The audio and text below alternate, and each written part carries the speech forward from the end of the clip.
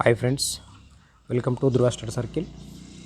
మనం ఈ daily current అఫైర్స్లో భాగంగా ఈరోజు మార్చి 18th కరెంట్ అఫైర్స్ చూస్తాం.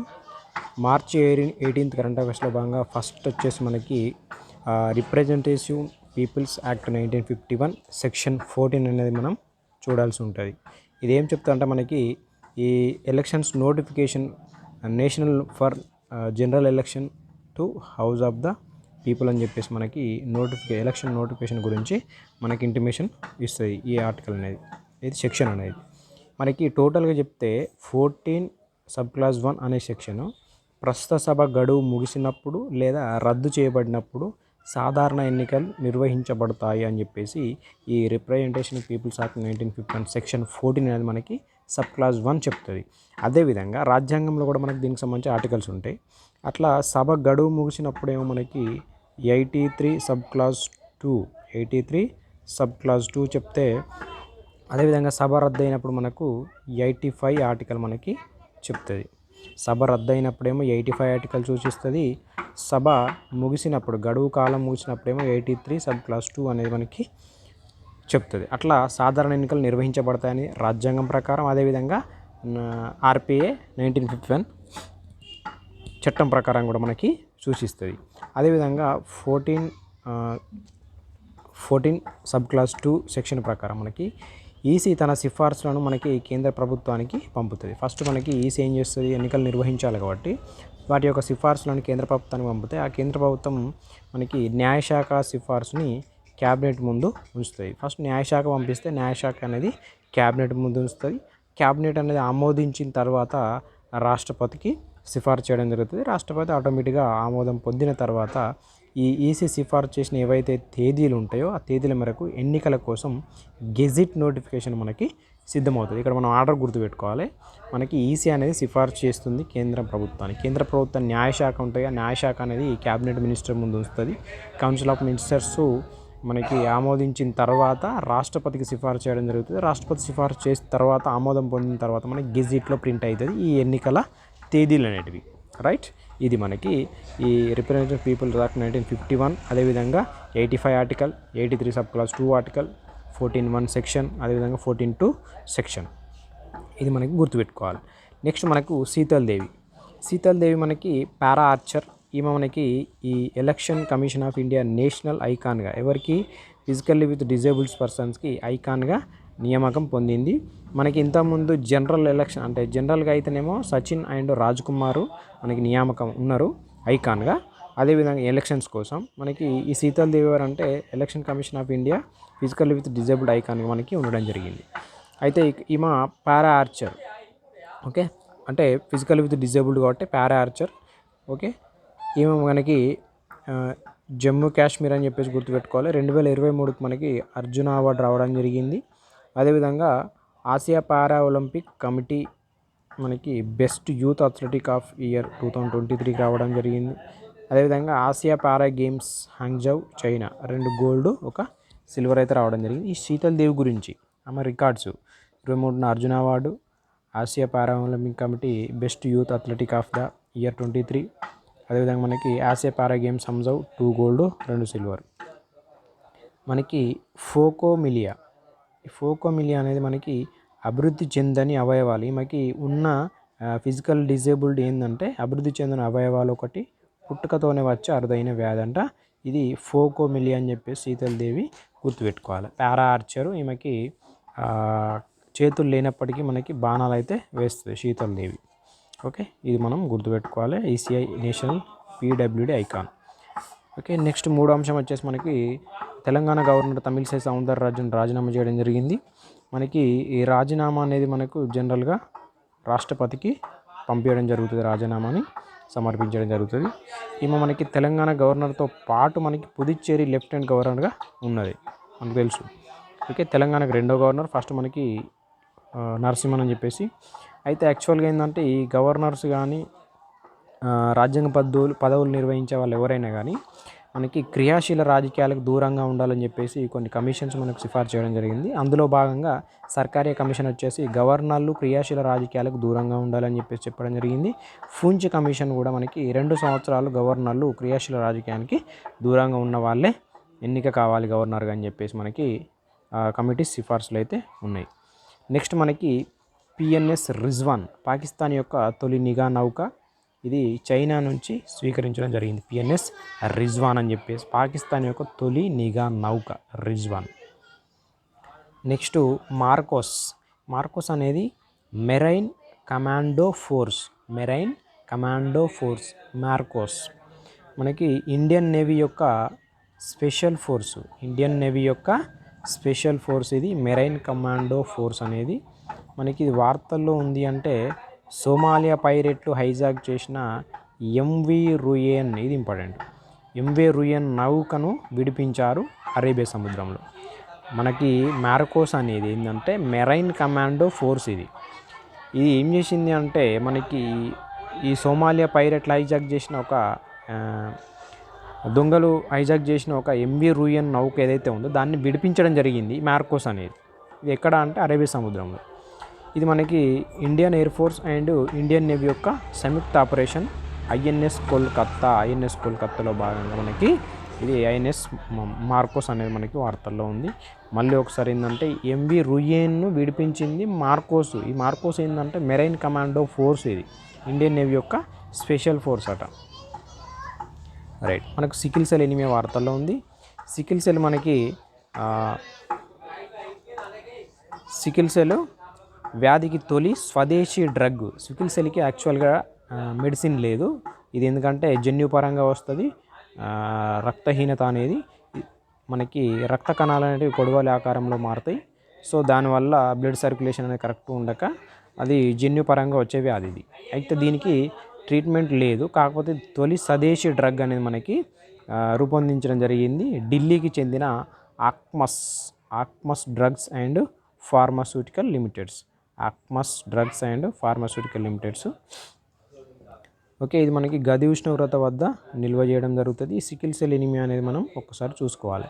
మనం గుర్తుపెట్టుకోవాల్సిన కరెంట్ అఫైర్స్ ఏంటంటే సికిల్ సెల్ వ్యాధికి తొలి స్వదేశీ డ్రగ్ అనేది ఢిల్లీకి చెందిన Akums drugs and pharmaceuticals limited అనేది ఆవిష్కరించడం జరిగింది. నార్మల్గా అయితే రెడ్ బ్లడ్ సెల్స్ ఈ విధంగా రౌండ్గా ఉంటాయి, కానీ అవి సికిల్ సెల్కి వచ్చేసరికి అవి కొడవలి ఆకారంలో మారుతాయి కాబట్టి బ్లడ్ సర్క్యులేషన్ అనేది కరెక్ట్గా ఉండదు. రైట్. ఈ సికిల్ సెల్ ఎనీమియా అనేది జన్యుపర రక్త రుగ్మత. ఇది మనకి ఆర్బీసీ. ఇది ఆర్బీసీ అనేది కొడవలి ఆకారంలో మారుతాయి కాబట్టి హెచ్బి ప్రభావితం చేస్తుంది. ఎక్కువ గిరిజన జనాభా ఉన్న జిల్లాలో కనిపిస్తుంది. అంటే గిరిజన జనాభా ఎక్కువ ఉన్న జిల్లాలో కనిపిస్తుంది. మనకు 2023లో మనకి దీనికి సంబంధించి నేషనల్ సికిల్ సెల్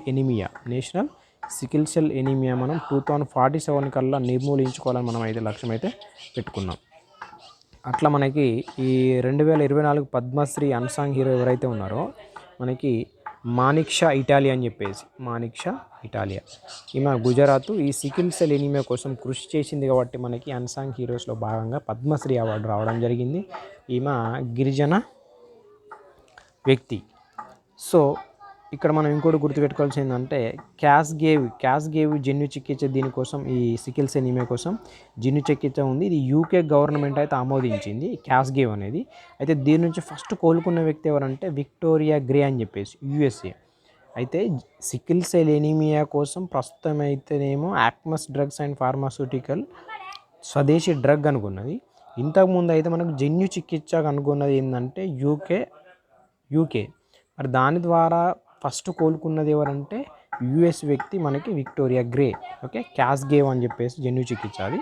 ఇది మనం గుర్తుపెట్టుకోవాలి. ఇక్కడ ఇంకో విషయం గుర్తుపెట్టుకోవాలి, మానిక్షా ఇటాలియా అనే అన్సాంగ్ హీరో 2024 గాను పద్మశ్రీ రావడం జరిగింది. ఎందుకంటే సికిల్ సెల్ ఎనీమియా నిర్మూలన కోసం ఆమె కృషి చేసింది కాబట్టి. రైట్. ఓకే, నెక్స్ట్ మనకి ఇండియా డొమినికస్ రిపబ్లిక్ అని చెప్పేసి మనకు వార్తల్లో ఉంది. ఈ ఇండియా డొమినికస్ రిపబ్లిక్ అనేది జనరల్గా ఇది జెట్కో అని చెప్పేసి మనకి ఏర్పాటుపై సంతకాలు చేయడం జరిగింది. జెట్కో అంటే మనకి జాయింట్ ఎకనామిక్ ట్రేడ్ కమిటీ అని చెప్పేసి పిలుస్తాం. ఇండియా డొమినికస్ రిపబ్లిక్ అని చెప్పేసి. ఇక్కడ మనకు ఇండియా డొమినికస్ రిపబ్లిక్ మధ్య దేశాల సంబంధాలు మనకు 25 years నుంచి ఉన్నాయి. ఇటీవల మనకు మాథ్యూ డొమికన్ అని చెప్పేసి ISS ఇండియన్ స్పేస్ స్టేషన్కి వెళ్ళడం జరిగింది. అదొక పేరు. రష్యాకు సంబంధించిన వాళ్ళు అయితే అలెగ్జాండర్ అని చెప్పేసి మనం గుర్తుపెట్టుకోవాలి. మనం ఇంటర్నేషనల్ స్పేస్ స్టేషన్కి పంపేయడం జరిగింది. రైట్, ఇది మనకు ఇండియా డొమినికన్ రిపబ్లిక్ మనకు జెట్కో ఏర్పాటుపై సంతకాలు చేసుకున్నది జాయింట్ ఎకనామిక్ ట్రేడ్ కమిటీ అని చెప్పేసి. మనకి ఇండియా డొమినియన్ రిపబ్లిక్ మధ్య సంబంధాలు 25 సంవత్సరాలుగా ఉన్నాయి. ఇక్కడ కృష్ణన్ ఉన్నతి యోజన ఛత్తీస్గఢ్ ఉద్దేశం వచ్చేసి మనకు వరి సాగు చేయడానికి ఇన్పుట్ సాయం అందించేది, విత్తనాలు, ఎరువులు. కృష్ణన్ ఉన్నతి యోజన ఛత్తీస్గఢ్ది. నెక్స్ట్ ఇక్కడ మనకు WPL అంటే ఉమెన్ ప్రీమియర్ లీగ్ సంబంధించి విజేత మనకి ఆర్సీబీ రావడం జరిగింది. కెప్టెన్ వచ్చేసి స్మృతి మందాన. ఓకే, అయితే ఈ ఆర్సీబీ ఫేమస్ లోగన్ ఏంటంటే ఈసాల కప్ అని చెప్పేసి మనకు ఉంటుంది తెలుసు అందరికీ. రన్నర్ అప్ అయితే ఢిల్లీ క్యాపిటల్స్ రావడం జరిగింది. కొన్ని రికార్డ్స్ చూసుకుంటే ప్లేయర్ ఆఫ్ ద మ్యాచ్ వచ్చేసి Sophia, player of the series వచ్చేసి దీప్తి శర్మ. అదేవిధంగా ఎమర్జింగ్ ప్లేయర్ వచ్చేసి శ్రేయాంక పాటిల్. మనకి ఫేర్ ప్లేయర్ వచ్చేసి ఆర్సీబీ. అదేవిధంగా ఆరెంజ్ క్యాప్ వచ్చేసి ఫెర్రీకి రావడం జరిగింది, ఫెర్రీ ఆర్సీబీనే. పర్పుల్ క్యాప్ వచ్చేసి మనకి బౌలింగ్లో శ్రేయ పాటిల్కి purple cap and emerging player Shreya పాటిల్కి. ఆరెంజ్ క్యాప్ వచ్చేసి ఫెర్రీ. అదేవిధంగా ఫెయిర్ ప్లేయర్ వచ్చేసి ఆర్సీబీకి రావడం జరిగింది. మనకి ప్లేయర్ ఆఫ్ ద మ్యాచ్ వచ్చేసి Sophia, player of the series వచ్చేసి దీప్ శర్మ. ఓకే, ఇవి మనకు WPL యొక్క అంశాలు. నెక్స్ట్ చూస్తే ఒడిషా ఫస్ట్ న్యూస్. ఇండియాలో మొదటి ఇండోర్ అథ్లెటిక్స్ స్టేడియం అనేది ఇండోర్ ఆక్వాటిక్ సెంటర్. ఇవి రెండు కూడా కళింగ స్టేడియం అని చెప్పి భువనేశ్వర్ గుర్తుపెట్టుకోవాలి. ఇండియాలో మొదటి ఇండోర్ అథ్లెటిక్స్ స్టేడియం, అదేవిధంగా indoor aquatic centre Kalinga stadium Bhubaneswar. ఫస్ట్ది ఇండియాలో మొదటి ఇండోర్ అథ్లెటిక్స్ స్టేడియం అట కళింగ స్టేడియం. రైట్, నెక్స్ట్ మనకు సంగీత అకాడమీ అవార్డ్స్ మనకి 2024 సంబంధించి వార్తల్లో ఉన్నాయి. ఈ సంగీత అకాడమీ అధ్యక్షుడు వచ్చేసి ఎన్ మురళి. సంగీత కళానిధి అవార్డు అనేది మనకు 2024 సంబంధించి కర్ణాటిక్ సంగీత గాయకుడు TM కృష్ణ. ఇతనికి మనకి రామన్ మెగసెస్ అవార్డు కూడా రావడం జరుగుతుంది. ఈ కర్ణాటిక్ సంగీత గాయకుడు TM కృష్ణకు రావడం జరిగింది సంగీత కళానిధి అవార్డు 2024. రైట్, అయితే నెక్స్ట్ నృత్య కళానిధి. నృత్య అంటే నీనప్రసాద్. నృత్య కళానిధికి నీనప్రసాద్ మనకి మోహిని అట్టం. ఓకే, కళానిధి అంటేనేమో కృష్ణ. నృత్య కళానిధి అంటేనేమో సంగీత కళానిధి అంటేనేమో కృష్ణ. నృత్య కళానిధి అంటే వచ్చిందేమో నీనాప్రసాద్ మోహిని అట్టంలో. మనకి ఇతర అవార్డ్స్ వచ్చేసి సంగీత శాస్త్రవేత్త అవార్డు మార్గరెట్ బాస్టిన్. TM కృష్ణకేమో సంగీత కళానిధి, నృత్య కళానిధి ఏమో మనకి నీనాప్రసాద్. అదేవిధంగా మార్గరెట్ బాస్టిన్కి సంగీత శాస్త్రవేత్త అవార్డు. రైట్, మనకి తొలి రైజినా రౌండ్ టేబుల్ సమావేశం టోక్యో హోస్ట్ చేస్తుంది. అదేవిధంగా గ్లోబల్ స్పిరిచువాలిటీ మహోత్సవం అని చెప్పేసి మనకు హైదరాబాద్లో జరిగింది. ప్రపంచ ఆధ్యాత్మిక మహోత్సవం అని చెప్పి రంగారెడ్డి జిల్లా శాంతి కన్హావనం మనకు నిర్వహించేది ఎవరంటే కేంద్ర సాంస్కృతిక శాఖ plus Shri Ram Chandra mission heartfulness institute. ఈ హార్ట్ఫుల్ ఇన్స్టిట్యూట్స్కి మనకి సృష్టించింది ఎవరంటే కమలేష్ పటేల్. ఓకే, ఈయన స్థాపించింది. అదేవిధంగా inner peace to world peace అని చెప్పేసి అంశం, అంటే దీని థీమ్ ఏంటంటే inner peace to world peace. అదేవిధంగా మనకి 15th రాష్ట్రపతి, 16th ఉపరాష్ట్రపతి కూడా దీనికి రావడం జరిగింది. అవార్డ్స్ వచ్చేసి global ambassador of peace building Kamlesh పటేల్కు రావడం జరిగింది. దాజీ అని పిలుస్తాం మనం. Global ambassador of peace building Kamlesh పటేల్కి రావడం జరిగింది అవార్డు వచ్చేసి. మనం గుర్తుపెట్టుకోవాల్సింది గ్లోబల్ స్పిరిచువాలిటీ మహోత్సవ్ అని చెప్పేసి మనకి కన్హా శాంతివనంలో నిర్వహణ కేంద్ర సాంస్కృతిక శాఖ, అదేవిధంగా శ్రీరామచంద్ర మిషన్ హార్ట్ఫుల్నెస్ ఇన్స్టిట్యూట్.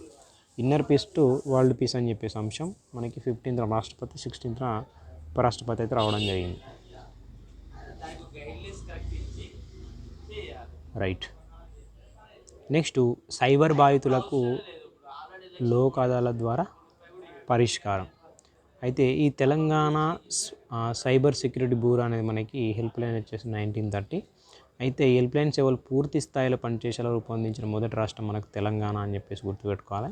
దీనికి TLSAS Telangana state legal state service authority అని చెప్పేసి లోకల్ అదాలత్ కోసం.